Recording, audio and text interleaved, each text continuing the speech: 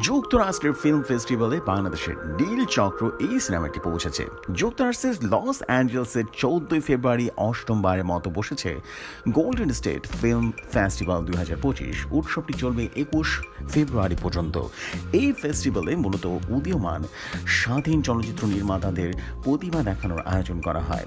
যুক্তরাষ্ট্র সহ বিশ্বের নানা দেশ থেকে চলচ্চিত্র নির্মাতা রীতিমতো অংশ নিয়ে থাকেন এখানে, আর সেখানেই প্রদর্শনের জন্য নির্বাচিত হয়েছে বাংলাদেশের ছবি নীল চক্র। জানা গেছে এই উৎসবে ফরেন ল্যাঙ্গুয়েজ বিভাগে অফিসারে নির্বাচন হয়েছে নীল চক্র সিনেমাটি। পরিচালক বেটু খান এবং উৎসবের ওয়েবসাইটে এই তথ্যটি জানানো হয়েছে।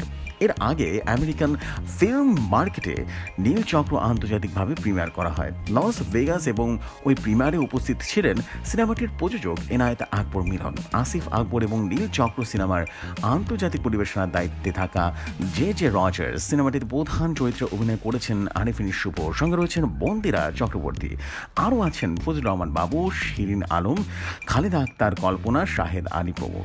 এই সিনেমায় প্রথমবারের মতো বড় পর্দায় দেখা যাবে সঙ্গীত শিল্পী বানামকে। এমনই সব নিত্য নতুন ইন্টারেস্টিং সব নিউজ পেতে এবং বিনোদনমূলক নিউজ পেতে রেডিও শহরের সাথেই থাকুন।